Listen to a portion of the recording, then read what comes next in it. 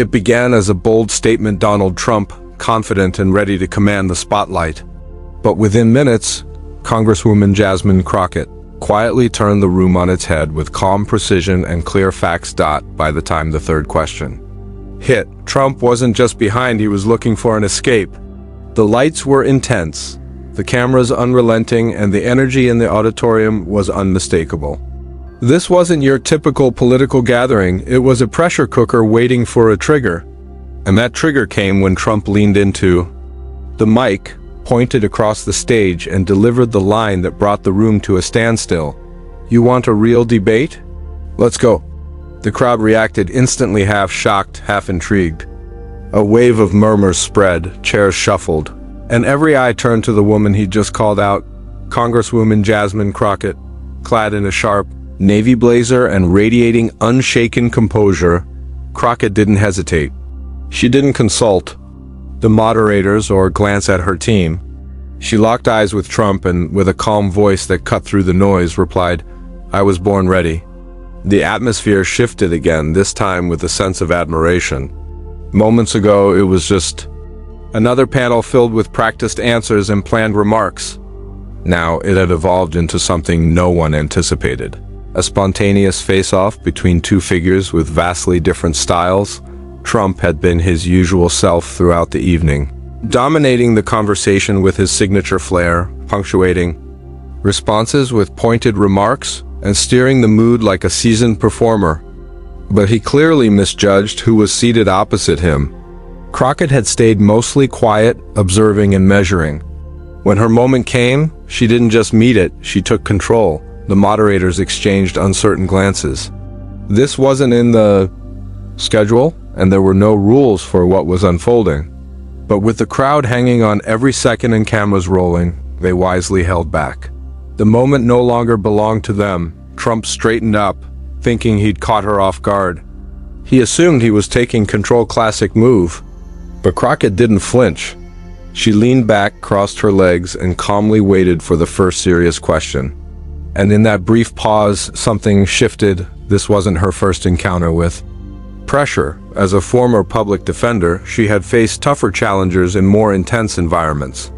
She was no stranger to confrontation, she thrived in it. Trump, meanwhile, was putting on a performance. That's where he excelled, crafting moments, grabbing attention, delivering the one-liner. But this wasn't a rally, and the audience wasn't there just to applaud. It was a mixed group, curious, questioning, and open to whoever made the most compelling case. And Crockett came prepared. One of the moderators, still regaining composure, leaned forward. "All right," he said carefully, "if both candidates agree, we'll move forward with a direct debate." First question coming up, and just like that, it was official. Trump had thrown down a challenge, and Crockett had accepted it without blinking. But this had gone beyond mere spectacle. It was now a genuine contest of vision, experience, and substance. On one side, years of media attention and orchestrated moments. On the other, hard-won truth rooted in courtrooms, communities, and everyday lives. The tension between them was palpable. Trump adjusted his cufflinks and scanned the audience, searching, as always, for energy to draw from. Crockett stayed. Still, she wasn't trying to draw energy, she already had it. This wasn't merely a clash of political parties or platforms.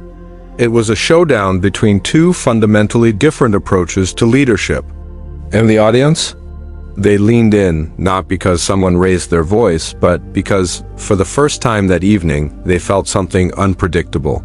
Something raw, something genuine. Trump may have opened with a bold challenge, but it quickly became clear that Crockett hadn't come to trade blows, she came to deliver a message. And she wasn't going to miss her chance. The first question hit hard, cutting through the tense silence left in the wake of Trump's opening shot. What does it really mean to fight for the American people? The question was straightforward, but carried deep weight. It wasn't about statistics or spending, it was about conviction, experience, and sincerity. The kind of answer it demanded couldn't be rehearsed, it had to come from the heart. Trump answered first. He leaned forward, resting his elbows on the table like a veteran stepping into a well-worn role. "Nobody," he said with a slight grin, "has fought harder for the American people than I have. I brought back jobs, I secured the border, I cut taxes. I told the world we wouldn't be taken advantage of anymore." He paused, giving the crowd time to absorb each statement as if listing past victories. "I didn't hide in back rooms writing policies, I went out and acted. I took on the media, the bureaucrats, I fought for all of you." Some heads nodded in agreement. It was the Trump they knew, bold, assertive, unapologetic. Confident in his record, he leaned back, content. Then attention turned to Jasmine Crockett. She didn't rush or adjust her microphone. She simply sat. Tall, exhaled, and began speaking in a calm, measured tone. "Fighting for the people means being there when no one's watching," she said. "It means showing up when there are no cameras, not for recognition but for responsibility." The room grew still. She wasn't using buzzwords or catchphrases. She was speaking from her life. "I grew up in a neighborhood where politicians only showed up when it was time to campaign. They'd smile, take photos, then vanish. I remember my mom working double shifts at the hospital just to keep the lights on. I remember classmates, brilliant ones, who didn't get ahead because they never got the same chances. Those experiences shaped who I am." Her voice held steady. It didn't need force. "Before I ever sat in Congress, I was a public defender. I wasn't delivering speeches. I was in courtrooms every day, trying to keep young black men from vanishing into a system that didn't see their humanity." She glanced briefly in Trump's direction. "You say you fought for the people, but you fought from the top." "I've been fighting from the ground up." That line landed heavily. Silence followed, not from disinterest or uncertainty, but from something resonant. Trump shifted in his seat. His usual sharp comebacks and applause lines didn't quite fit here. This wasn't a personal jab. Crockett hadn't attacked him. She had simply marked a clear boundary and defined her stance. "For some, fighting for the people means signing executive orders," she continued. "For me, it meant sitting across from a scared teenager, telling him I'd do everything I could to keep him from going to prison for something he didn't do. Not once, but day after day." She leaned back, hands calmly folded. "You don't earn the title of fighter just by being the loudest. You earn it by showing up, especially when it's difficult." There was no outburst of applause, no loud cheering, just eyes fixed on her, silent, thoughtful, absorbing. Because in that moment, Jasmine Crockett wasn't performing. She was simply answering a debate question, but in doing so, she revealed her true self. Trump opened his mouth as if ready to respond, then paused. There was nothing to interrupt, no jab to rebut, only the presence of something undeniable, real life. A force even his years in the spotlight couldn't overshadow, trying to stay. Composed, the moderator thanked both speakers and shifted to the next question. But the tone of the debate had already changed. Trump may have been the one to issue the challenge, but Crockett responded in a way he hadn't anticipated, not with fire, but with facts. Not with anger, but with truth. She didn't try to outshout him, she outgrounded him.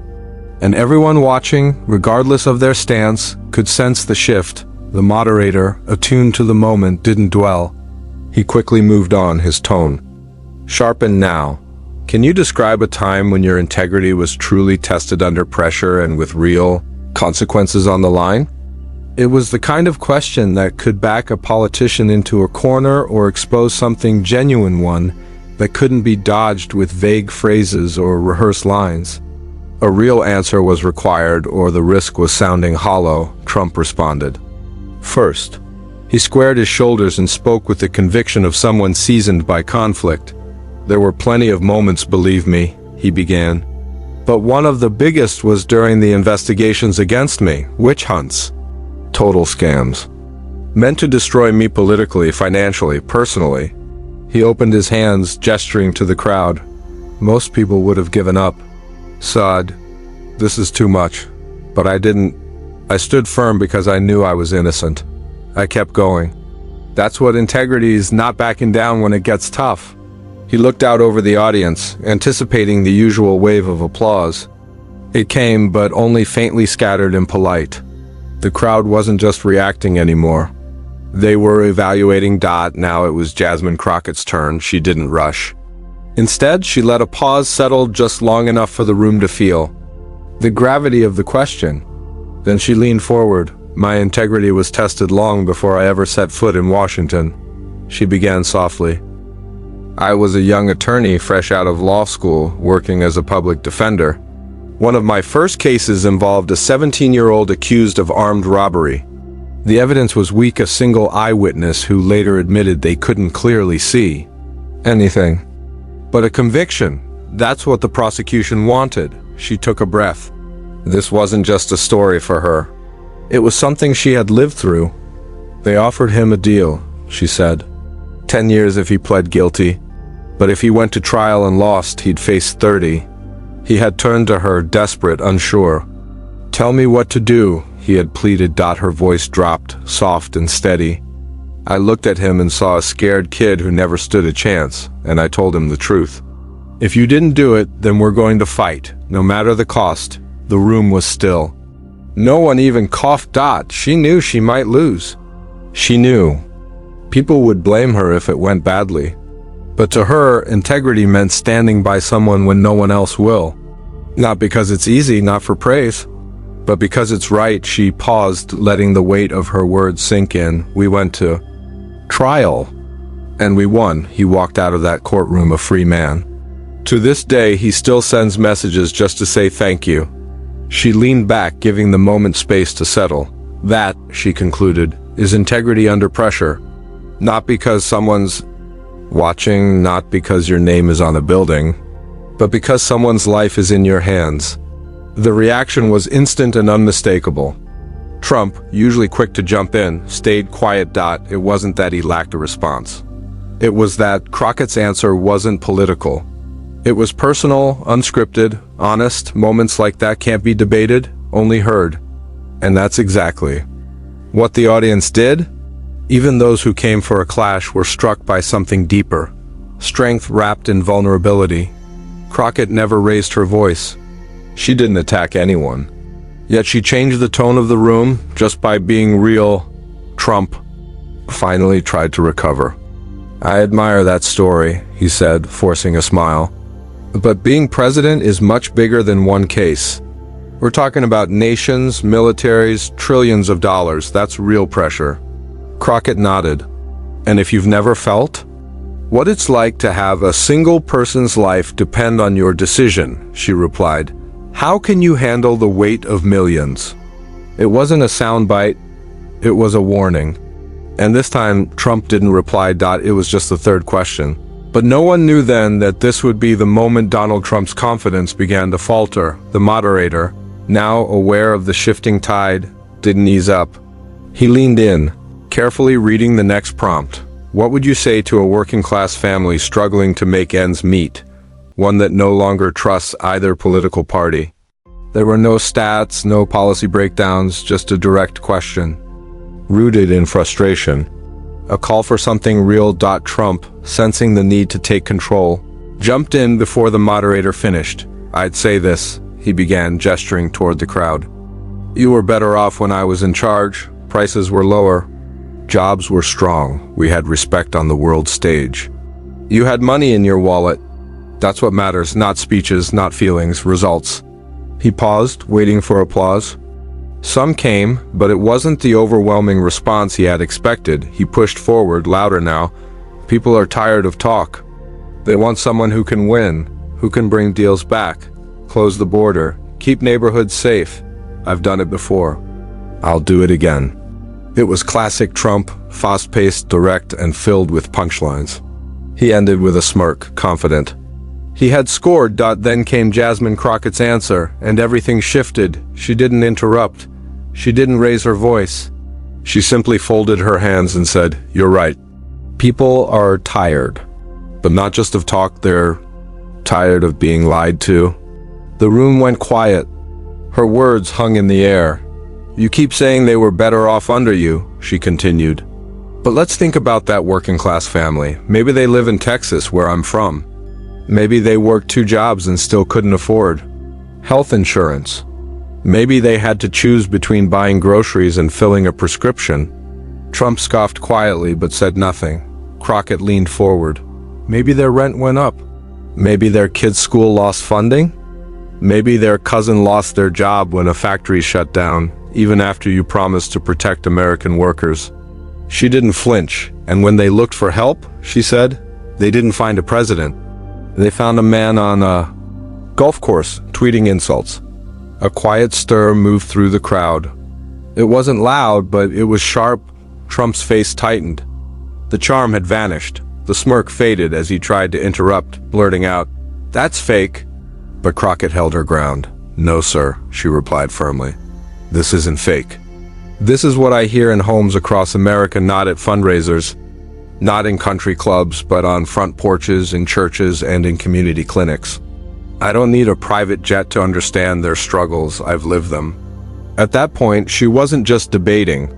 She was sharing a truth and do. "You know what these families want?" she went on. "They want honesty. They want someone who doesn't only remember them when it's election time. They want clean water, safe neighborhoods, fair wages, and respect. They want a president who sees them, not just his own reflection." That line hit hard. Trump, usually quick with a comeback, stayed quiet. He shifted slightly, his hand moved toward his water bottle, then stopped. He wasn't silenced. He was stunned. For the first time on that stage, he looked like he wanted the moment to pass. Crockett ended her remarks with a calm, steady voice. "I don't have all the answers, but I'll never pretend I'm the only one who matters. Because when you're elected to lead, it's not about your name, your brand, or settling scores. It's about service." She leaned back. A heavy silence followed. Even the moderator didn't speak. It was the moment Trump realized this wasn't just a rough debate. It was a mistake. He had issued a challenge expecting a spectacle, a win, a spotlight he could command. But instead, he'd invited someone who wasn't there to play. Jasmine Crockett hadn't just out-acted him, she had outgrounded him, outfelt him, and connected more deeply with the people he claimed to represent. Now, all he could do was sit. In that realization, the room's atmosphere shifted, thick with tension. Charged with awareness, the audience, once engaged and reactive, was now silent. Processing what they had seen, Donald Trump, usually untouchable in these settings, appeared different, more human, slower, less confident. Meanwhile, Jasmine Crockett remained composed, steady, and confident. There was one final question. The moderator, now clearly more careful, looked between them before speaking. "What do you want the American people to remember about you after tonight?" It wasn't about policy, popularity, or performance. It was personal and final. Trump leaned into the microphone, his voice quieter than before. "I want the American people to remember that I fought," he said. "I took on everyone, the establishment, the media, the deep state, because I care about this country. I didn't need to run. I already had everything. But I did it because I love America." He paused, looking directly into the camera. "I made America strong, I made it respected, and I'll do it again." There was no applause this time, just silence. He leaned back, his face composed but tense. He had said what he came to say, though even he seemed uncertain if it had landed as intended. Then it was Crockett's turn. She didn't pause. "I want the American people to remember that I listened," she began. "I didn't come here to speak about myself. I came to speak for those who are rarely heard." Her voice was soft but resonated throughout the room. "I didn't grow up with privilege. I wasn't born into wealth. I've struggled financially. I've been overlooked. Doors have been shut in my face. But I never stopped. I kept pushing forward because I knew that out there, someone was waiting for someone like me to speak up for them." She scanned the audience, making eye contact row by row, as if acknowledging each person individually. "I won't promise that everything will be smooth. I won't promise perfection. But I will promise this: I will always remember who I'm fighting for. I will never put myself above the people, and I will never shy away from doing what's right." Her tone remained steady and calm, yet every word carried impact. Even after the cameras stopped rolling, she continued, "When the lights fade and the spin begins, I want you to remember this: there's a difference between a performer and a public servant. One seeks applause, the other seeks accountability. That closing line struck a chord not only because of who was seated across from her, but because everyone understood the deeper meaning. She nodded briefly to the moderator. "That's all," she said. Trump didn't react. He didn't interject, didn't lean forward. He simply remained still, hands clasped, lips pressed together. For once, he didn't have the final word. The moderator, clearly aware of the moment's significance, took a breath before thanking both candidates. The lights dimmed. The microphones went silent. The moment had passed, but its weight lingered. People stood up slowly, not in a hurry to leave, but as if exiting a courtroom after a decisive verdict. And in many ways, it felt exactly like that, a judgment on leadership, character, and intent. Donald Trump displayed what he always does: confidence, defiance, and audacity. But Jasmine Crockett did something more. She spoke truth. Not the kind measured in data, but the kind forged through experience, persistence, and sincerity. As the stage cleared and the night came to a close, one thought lingered quietly in the minds of many. He challenged her, and he never saw her coming.